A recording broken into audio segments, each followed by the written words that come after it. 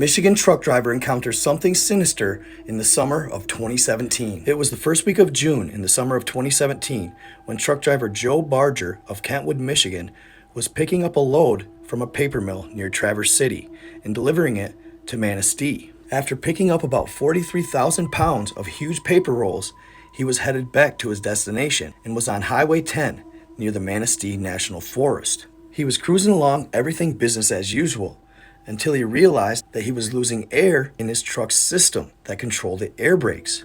And for those that don't know, without your air brakes, that truck pretty much isn't stopping. And no air brakes coupled with a 40,000 pound load is a recipe for disaster. So due to the fact that he had ran this route numerous times, he knew there was a snowplow turnaround just ahead. So a few moments later, he pulled over, grabbed his tools, got out, and got out of the truck to fix the problem. He quickly spotted the issue and started wrenching. But about 2 minutes into the fix, something came over him. It was both an eerie and a nauseous feeling, almost as if he was in an echo chamber. He could hear something just inside the wood line.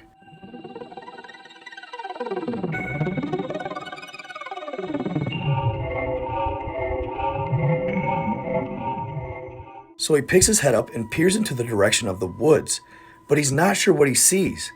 It seems as if there's shadows moving around amongst the trees. They were moving so fast it was almost as if they were a blur, but he could hear the foliage rustling and the occasional twig breaking. This, along with a sort of yipping sound, accompanied by a low, guttural growl. Now, it was only about 7:30, 8 o'clock at night during the summer. It doesn't usually get dark till around 9:30. But yet the woods seemed dark and unnatural. The sounds he was hearing were unlike anything he had ever heard before. At this point, he was very uneasy with the situation, so he quickly finished the job within about 5 minutes, got back in the truck, and started on his way.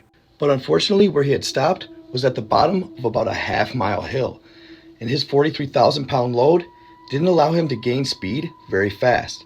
So as he was fighting it, he was going about 25 miles per hour. Regardless, everything's fine. There's no other cars around, so he makes his way up the hill. And about 100 yards into it, he notices something out of the corner of his eye. He just felt the darkness in the window. As he glanced over, he couldn't believe what he saw. It was a massive wolf head staring straight at him. And unfortunately, due to the hot summer day, he had his windows down to let the breeze in.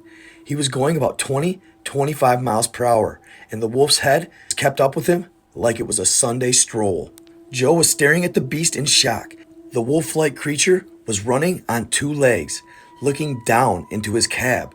He sits at 9 feet, so he believes the beast was 10 to 12 feet tall. This thing was a monster. Its head took up the entire semi-window. Its hands were the size of his steering wheel. Its body and its coat were black as night, its eyes deep amber, and its fangs long and sharp. And even though it looks like a wolf, it doesn't look like an animal either. It had human-like characteristics. It had intelligence behind its eyes. It stared into the cab like it wanted the meal to come. As he picked up speed, he reached up to 40 miles per hour, the beast still keeping up with him. The way it moved was similar to that of a cat, swift and fluid in its motion. It was like nothing he had ever seen. It started scratching at the door, reaching its hands in, then pulling them out, reaching them in again, and then pulling them out. They were resemblant of a raccoon hand, but much larger. As it's staring in, he noticed that its eyes started darting around the cab, looking to see what environment he was going to have to take his prey in, studying to see if there's any weapons that Joe may just have access to. The beast was hyper intelligent, like a super soldier, nothing he could ever even imagine. Joe feels almost as if he's in another dimension.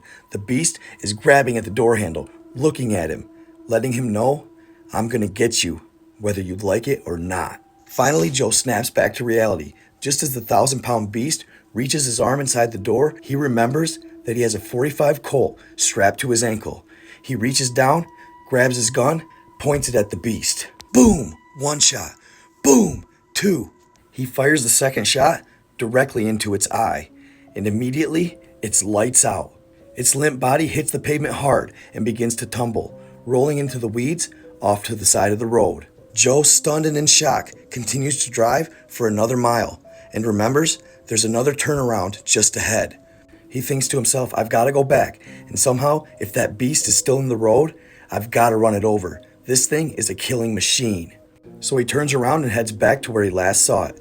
But as he drives past, he notices a Jeep with a man and a woman standing outside of it, in the approximate area where he saw the beast tumble. They were dressed in what looked like official uniforms, so rather than stop, he continued to drive past as if nothing had happened. And for the next year, he continued to drive truck and tell his story, finding many others that had similar encounters. After a year had gone by, things had slowed down, and he figured he'd put it behind him. Until one day, he was at a way station in Indiana, and the state police pulled him aside. They brought him to an interview room and told him that the federal authorities wanted to speak to him. He figured it was something about trucking, but that was far from the case. About a half hour later, two men in black would show up and immediately begin intimidating him. All right, this is how things are going to work. We know you're talking about these dogmen. You're not going to do that anymore. This is how it's going to go down. And if you don't believe us, we can do things to show you. You know what it's about. They explained to him, you killed our asset, and they were irate. Joe said, well, what do you need it for? And they got even angrier. You don't know how much trouble you caused us. It was only a Homeland Security matter, and that's all they were going to say.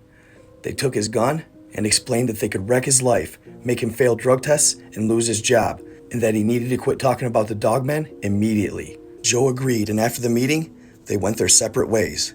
But he continued to tell his story regardless. Nothing came of it. He continued to do his trucking and live and lead a normal life. But he explained nothing would stop him from sharing his story, because others who have experienced the same thing might get the courage to come forward with theirs. All right, y'all, so there you have it. An alleged true story from a truck driver in Michigan. That's one of many encounters that allegedly have taken place in Michigan. It's one of the most prominent dogmen sighting states in the country. There are many stories just like this. Also, did anybody put together that the air brakes failing on his truck may have been sabotage, that maybe they were actually testing their asset? I don't know, just a thought of mine. Let me know what you think in the comments. Either way, I hope you enjoyed.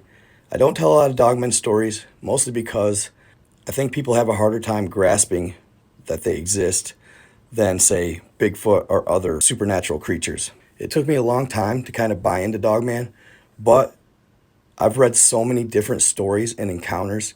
There's just no way that there's not something to it. I hope you enjoyed. Hope you have a great Thanksgiving. Stay in the love, stay in the light, be kind to others. I am out.